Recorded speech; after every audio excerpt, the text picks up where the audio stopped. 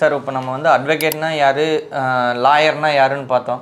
அதே மாதிரி Notre public அப்படின்னு சொல்கிறாங்களே சார், அப்படின்னா யாருங்க சார்? அதாவது நோட்ரி பப்ளிக் அப்படின்றவங்க அவங்களுக்கு ஒரு அங்கீகாரம், அடையாள அட்டையோ இல்லை ஆவணங்களோ டாக்குமெண்ட்ஸ் இதை வந்து வெரிஃபை பண்ணி அது சரியாக இருக்குது, இன்னார் தான் கையெழுத்து போட்டிருக்காங்க, அதுக்கு உரியவர் இவர் தான் அப்படின்றத வந்து உறுதி செய்கிற அளவுக்கு அவருக்கு வந்து கெப்பாசிட்டி இருக்கணும். அது வந்து தமிழ்நாடு கவர்மெண்ட்டும் சென்ட்ரல் கவர்மெண்ட்டும் கொடுக்குறாங்க. ஸோ இதில் வந்து தமிழ்நாடு கவர்மெண்ட்டாக இருந்தாலும் சரி இல்லை சென்ட்ரல் கவர்மெண்ட்டாக இருக்கும், அந்தந்த கவர்மெண்ட் சம்மந்தப்பட்ட துறைகளில் வந்து இவங்ககிட்ட தான் கையெழுத்து வாங்கணுன்ற ஒரு சில கோட்பாடு இருக்குது. அதற்காக இந்த நோட்ரி அவங்ககிட்ட நீங்கள் கையெழுத்து வாங்கணும்.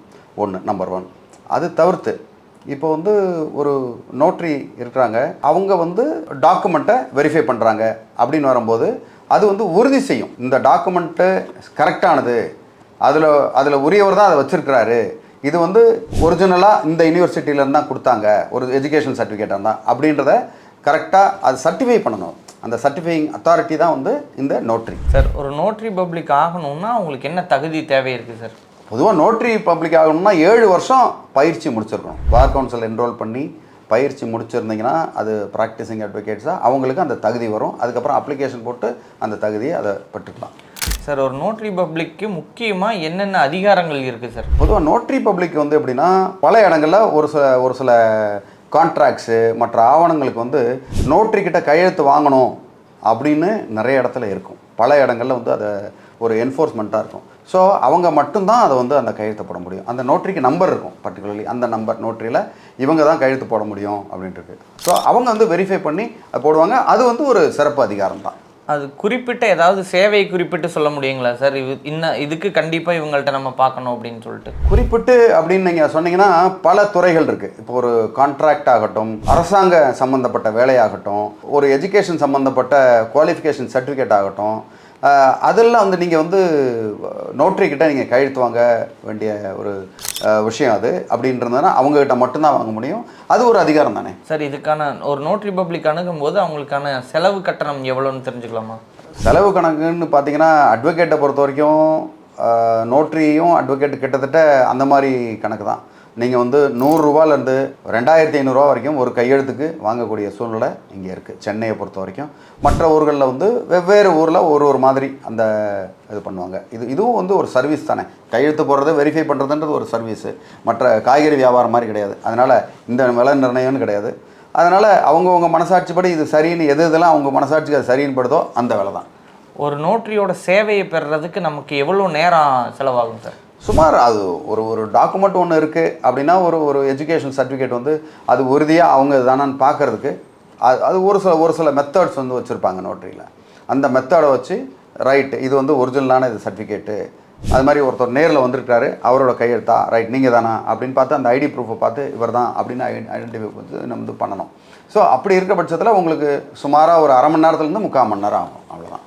ஒரு நோட்ரி பப்ளிக் நம்ம சந்திக்கும் போது என்னென்ன ஆவணங்கள் நம்ம கொண்டு செல்ல வேண்டும் சார்? நம்மளுடைய இப்போ யாருக்கு வந்து நோட்ரி வேணுமோ அவங்க நேரில் போகணும். முதல்ல அவங்களோட ID proof, Aadhaar card, ID proof, address ப்ரூஃப்லாம் வச்சுருக்கணும். வச்சுட்டு அதை நேரில் பார்த்து தான் அவங்க வந்து கையெழுத்து போடுவாங்க. ஒரு நோட்ரி பப்ளிக்கோட சட்டப்பூர்வமான அங்கீகாரம் என்ன இருக்கும் சார்? சட்டப்பூர்வமான அங்கீகாரம் வந்து அவர் நோட்ரி சைன் பண்ணாலே அது வந்து ஒரு அங்கீகாரம் தானே. அது நோட்ரி தான் சைன் பண்ண முடியும், வேறு யாருமே பண்ண முடியாது. நோட்ரியோ ஆர் கெசட்டட் ஆஃபீஸர்னு சொல்லுவாங்க. ஒரு ஸ்கூலோடைய ஹெட் மாஸ்டராக இருக்கலாம், கவர்மெண்ட் ஸ்கூலோட ஹெட் மாஸ்டராக இருக்கலாம், அந்த கெசட்டட் ஆஃபீஸர் ஒரு சிலது நோட்ரி மட்டும் தான் பண்ண முடியும், வேறு யாரும் பண்ண முடியாது. ஸோ நோட்ரிக்கு வந்து அந்த அதிகாரம் வந்து கண்டிப்பாக உண்டு. அதை வந்து இன்னொருத்தவங்க இல்லை நோட்ரி இந்த நோட்ரி பண்ண கிடையாது, அந்த நோட்ரி பண்ணாதான் அப்படின்னு டிஃபைன் பண்ண முடியாது. எந்த நோட்ரி பண்ணாலும் அந்த நோட்ரி கரெக்டானவராக இருந்தால் அதை அக்செப்ட் பண்ணி தான் ஆகணும். சார், ஒரு நோட்ரி பப்ளிக் சந்திக்கிறதுக்கு முன்னாடி மக்கள் என்னென்ன எச்சரிக்கைகளாக இருக்க வேண்டிய அவசியம் இருக்குது சார்? பொதுவாக இது ரொம்ப முக்கியமான கேள்வி. அந்த ஒரு சில நேரங்களில் போலி நோட்ரி பப்ளிக்லாம் இருக்கிறதா நாங்கள் கேள்விப்படுறோம். அந்த நோட்ரி பப்ளிக் வந்து கரெக்டான்றதை வந்து அதை உறுதிப்படுத்திக்கிட்டு அது செய்கிறது நல்லது. அது வந்து பார் கவுன்சில்லையே அவர் கரெக்டான நோட்ரியா கரெக்டான அட்வொகேட்டா அப்படின்னு தெரிஞ்சால் போதும். கரெக்டான அட்வொகேட் தான் அந்த நோட்ரியை வாங்க முடியும். ஸோ அந்த வெரிஃபிகேஷன்ஸ்லாம் நீங்கள் பார் கவுன்சிலில் தெரிஞ்சுக்கலாம். பட் பொதுவாகவே பார்த்தீங்கன்னா இதெல்லாம் ஒரு வெரிஃபிகேஷனே வந்து எல்லாத்தையும் பூத கண்ணாடி வச்சு பார்க்க முடியாது. அக்கம் பக்கத்தில் விசாரிக்க வேண்டியதான். இன்னொரு அட்வொகேட் எப்போதுமே நோட்ரி வாங்குறீங்கன்னா நோட்ரி நீங்கள் நேராக வாங்காமல் உங்களுக்கு தெரிஞ்ச ஒரு வக்கீல் மூலயமா ஒரு நோட்டரி வாங்கி கொடுங்கன்னு சொன்னீங்கன்னா இன்னும் கொஞ்சம் அது ஒரு சேஃபாக இருக்கும். ஏன்னா உங்களுக்கு தெரிஞ்சவங்களாயிடுறாங்க, அவங்க வந்து வேறு எதுவும் ஏமாற்ற முடியாது. பெரும்பாலும் இதில் வந்து பெரிய ஏமாற்று வேலையெல்லாம் பண்ண முடியாது, ஏன்னா மாட்டிடுவாங்க. டாக்டரு போலியான மற்ற ஆளுங்க மாதிரி போலி நோட்டரின்றது வந்து கொஞ்சம் குறைவு தான். அதில் வந்து அதாவது பெருசாக வந்து நம்ம குற்றம் சொல்ல முடியாது. அதனால் இருந்தாலும் நீங்கள் வந்து கரெக்டாக வெரிஃபை பண்ணுறவங்ககிட்ட பண்ணுங்கள். இப்போது நேர்மையாக நீங்கள், அதாவது பொதுமக்கள் வந்து நம்ம நேர்மையாக இருக்கணும். அவரெல்லாம் கூப்பிட்டு வர முடியாது, அவர் எங்கேயோ வெளிநாட்டில் இருப்பார், சும்மா கையெழுத்து மட்டும் போடுங்க சார் அப்படின்னு நம்ம அந்த நோட்டரிட்ட நம்ம கேட்டு வாங்கக்கூடாது. அவங்க என்ன சொல்கிறாங்களோ அதுபடி நீங்கள் வந்து செய்யணும். ஏன்னா ஒரு சில நேரங்கள் என்ன பண்ணுவாங்க, இல்லை அவரால் நேரில்லாம் வரமாட்டாருங்க. நேரில் வராமல் எப்படி விசாரிக்க முடியும், எப்படி அவர் தானே உறுதி பண்ண முடியும்? அப்போ நோட்டரியே வந்து நீங்கள் ஊழல் பண்ணுற வைக்கிறீங்க இல்லையா? அதனால் அது மட்டும் இல்லாமல் நீங்கள் வந்து எப்போதுமே நோட்டரியும் கரெக்டாக இருந்துக்கணும். அதே மாதிரி அதை கேட்குறவங்களும் கரெக்டாக இருந்தால் தான் நமக்கு ஒரு நம்ம நாட்டுக்கு செய்யக்கூடிய சேவை. சார் கடைசியாக வந்து மக்களுக்கு ஒரு அட்வைஸ் பண்ணணும், லீகலாக அவங்க சரியாக இருக்கணும் அப்படின்னா நீங்கள் என்ன மக்களுக்கு சொல்ல விரும்புகிறீங்க சார்?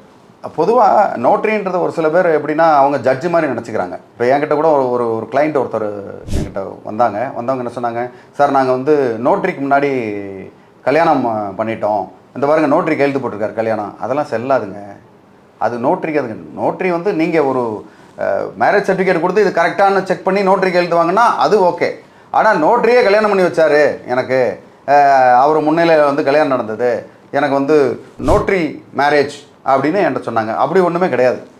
நீங்கள் வீட்டில் கல்யாணம் பண்ணிக்கலாம், பெரியவங்க மூலயமா கல்யாணம் பண்ணி எல்லாத்தையும் வந்து அந்த சர்டிஃபிகேட்டை வச்சுக்கிட்டு எல்லாத்தையும் ஃபோட்டோ கிட்டலாம் வச்சுக்கிட்டு அதன் மூலயமா அதில் ஒரு டாக்குமெண்ட் ரெடி பண்ணி இந்த மாதிரி பண்ணியிருக்கோம் அப்படின்னு போட்டால் பரவாயில்ல. ஆனால் நோட்டரி ஆஃபீஸருக்கு முன்னாடி தாலியை மாற்றிக்கிட்டோம், மாலை மாற்றிக்கிட்டோம் அப்படின்னு சொல்கிறதுன்றது வந்து அது கரெக்டு. இந்த மாதிரி அவேர்னஸ் தெரிஞ்சுக்கணும். நோட்டரின்றது என்ன பயன் அப்படின்றது தெரிஞ்சுக்கணும்.